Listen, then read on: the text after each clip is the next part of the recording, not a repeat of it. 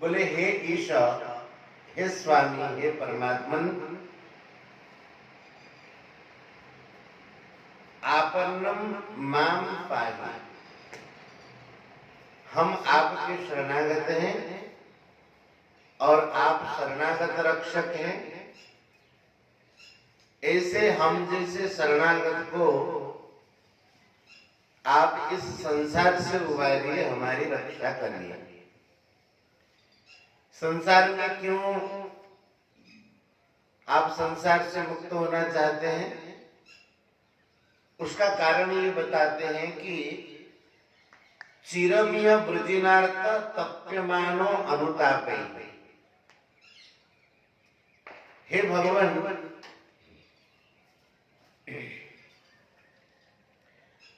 अनादिकाल से, चिरम चिरम मैंने बहुत समय से, कब से कोई पता नहीं, इस संसार में अनादिकाल से ब्रजिनार्थ, ब्रजिन का अर्थ ऐसा होता है दोष, पाप, और यहाँ का अर्थ होगा कर्मों से। हम अपने ही कर्मों से, जब कर्मों का फल आता है, उन कर्मों के फलों को भोगते भोगते हम दुखी हो रहे हैं। अब देखो, कर्मों के दो प्रकार के फल हैं, ऐसे देखा जाए तो तीन प्रकार के, अनिष्टम, इष्टम, मिश्रम च त्रिविधम कर्मणा फलम्। कर्म के तीन प्रकार के फल हैं। एक अनिष्ट, जो हमें इच्छित नहीं है, जो हम नहीं चाहते, हमारे मन के अनुकूल जो नहीं है वो अनिष्ट, और इष्ट उससे कहते हैं कि जो हम चाहते हैं, हमारे मन के अनुकूल और कुछ मिले जुले से। कर्मों के फल भोगते भोगते इस संसार में अनादिकाल से हम दुखी हो रहे हैं। प्राय लोगों के भीतर ये भाव है सुख भोगने वाला ही सुखी है, लेकिन वस्तुतः देखा जाए कि सुख भोगना भी दुख का ही कारण है। भागवत में एक स्थान पर यह भी कही गई है बात कि अनाद्य विद्योपहतात्म संनिधः स्तन्मूल संसार परिश्रमातुर। अनादि अज्ञान से जीव का ज्ञान ढका हुआ है और वह संसार में श्रमित होता है, संसार में परिश्रम करता रहता है और उससे व्याकुल है। तो ये हम लोगों की स्थिति है। कब से दुख भोग रहे कोई ठिकाना नहीं। चिरम इह ब्रजिनार्थ तप्यमानो अनुतापे, अनुतापे ही तप्यमान। कर्मों के फल स्वरूप जो जो सुख दुख अथवा मिश्रित कर्मों के फल आते हैं, उन कर्मों में, कर्मों के फल भोगने में हम लोग संतापित हो रहे हैं। साथ ही हमारे घर में रहने वाले मित्र कहलाने वाले कुछ शत्रु हैं। देखिए, एक विशेष बात है, बाहर के शत्रु से तो मनुष्य अपने आप को बचाने का प्रयास करता है, बच के रहो भाई उससे। जिसको शत्रु जानता है, समझता है, उससे तो बचने का प्रयास करता है। लेकिन घर में ही शत्रु बैठे हो और एक एक नहीं है, 6 शत्रु विराजमान हो और मित्र के रूप में विराजमान हो, तो उनसे बचना बहुत कठिन काम है। अभितृष षडमित्रो अलब्ध शांति कथनचित। बोले कि भगवान, ये 6 शत्रु कौन कौन है? 5 तो इंद्रियां हैं, इंद्रियों का अनुगमन करने वाला ये मन है। ये ऐसे 6 शत्रु हैं, मित्र कहलाने वाले 6 शत्रु हैं, जो कि कभी संतुष्ट नहीं होते, अवितृषः, इनकी तृषा, इनकी तृष्णा कभी पूर्ण नहीं होती है। इसका ये प्रभाव होता है कि अलब्ध शांति कथनचित, कथनचित हमें शांति नहीं मिलती कभी भी, एक क्षण के लिए, और कभी भी हमें शांति नहीं मिलती, किसी प्रकार की शांति नहीं मिलती। समझ में आई?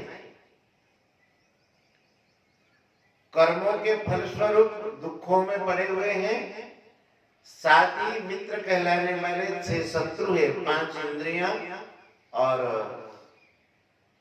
एक मन।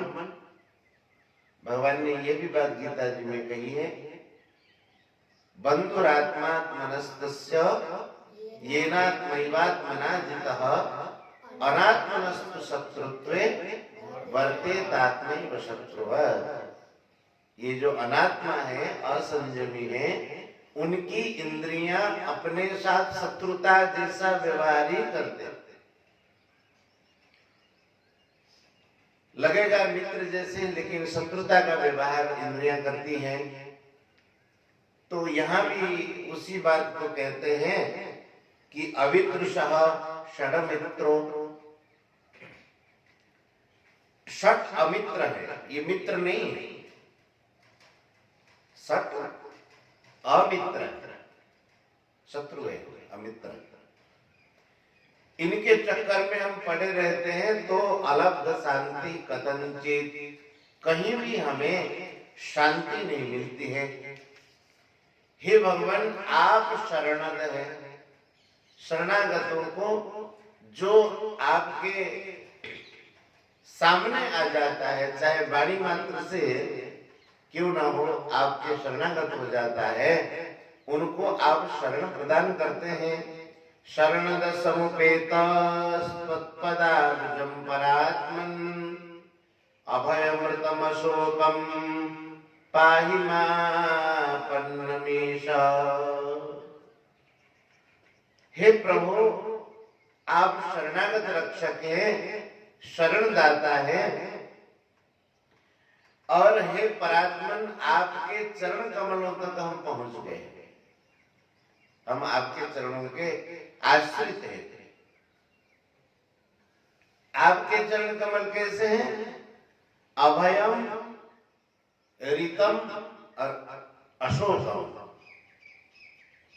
जहां किसी प्रकार का कोई भय नहीं है, और सत्य स्वरूप आपके चरण कमल है, और जहां किसी प्रकार का शोक नहीं है। भगवत आश्रित जनों के लिए भगवान के चरण कमल है आत्मपत्र के समान,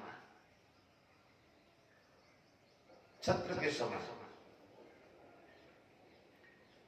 नमामि देव पदारविंदम संसार तापोपश, संसार तापोपशम आत्मपत्रम। तो ऐसे जो आपके चरण कमल है, अभय चरण कमल है, सत्य स्वरूप जो आपके चरण कमल है,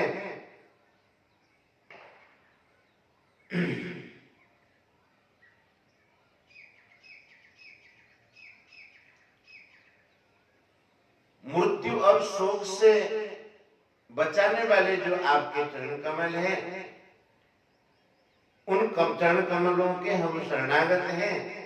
इसलिए हे भगवान, पाहि माम आपन्नम ईशा, हे ईशा, मुझ शरणागत की आप रक्षा करें, मुझे आप शरण प्रदान करें। कहने का ये भाव है, मुचकुंद जी महाराज स्तुति करते हुए कहते हैं, हमारी बात ही कहते हैं, संसार में जब तक भगवान का शरण नहीं लेता है मनुष्य, तब तक उसका दुख दूर नहीं होता है। चाहे कहीं चला जाए, कितना ही बड़ा हो जाए, अपने आप को कितना श्रेष्ठ कहलाए, लेकिन शांति तो भगवान के चरणों में ही है।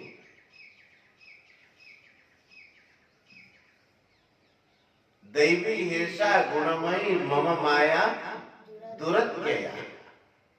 ये भगवान की दैवी माया अतिशय दुरत्य है। कहीं भी जाए वो वहां से उसको लौटना पड़ता है, और वहां जाने पर भी बाहर के लोगों को लगता है कि बड़ा सुखी है। लोग खूब सत्कार कर रहे हैं, सेवा कर रहे हैं, पास में बहुत सेवक हैं और भी बहुत सुविधाएं हैं, सब प्रकार की समृद्धि है। तो मनुष्य सोचते हैं कि ये सुखी है, लेकिन सुखी वही है। सुखी नीर जिमि बारी अगाधा, तिमि हरि भगतहि एक न बाधा। तिमि हरि भगतन एक बाधा। सुखी नीर सुखी मीन जिमि नीर अगाधा। अगाध जल में रहने वाली मछली सुखी रहती है, क्योंकि अगाध जल है, जल कभी समाप्त होने वाला नहीं है, और जल ही मछली का प्राण है। और थोड़े पानी में रहने वाली मछली, अब पीछे के गड्ढे में रहने वाली मछलियों का क्या हाल है? जो घुसे उसको पकड़ के खा जाए, अथवा पानी कब सूख जाएगा पता नहीं, वो सोचती रहेगी पानी कब सूखेगा, अब तो मैं मरने वाली हूँ। क्या सुख है वो? तो जो भगवान के शरणागत है वही सुखी है। सुखी मीन जिमि नीर अगाधा, तिमि हरि भगतन एक बाधा। जो भगवान के शरणागत हैं उनको किसी प्रकार का कोई बाधा विघ्न नहीं। दिखाई देने वाली बाधा जो दिखाई देते हैं वो भी बाधा ही नहीं रहते हैं, उनके लिए वे सब साधन में सहायक हो जाते हैं। तो ये बड़ा सुंदर श्लोक है, इसको कंठस्थ कर लेना। गोविंद जय जय गोपाल जय जय गोविंद जय गोपाल जय जय गोविंद जय जय गोपाल जय जय गोविंद जय जय गोपाल जय जय श्री राधा रमण हरि गोविंद जय जय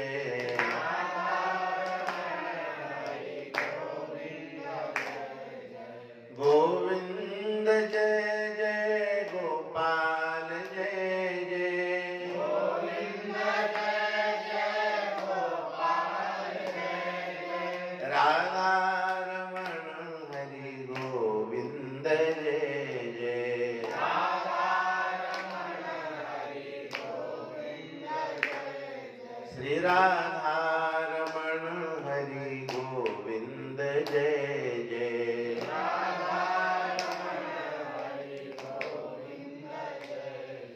वृंदावन बिहारी लाल की, श्री राधा रानी की, सियावर रामचंद्र भगवान की, श्री जगन्नाथ महाप्रभु की, सब संत भक्तन की, श्री गीता गंगा गौ माता की जय जय श्री राधे श्याम।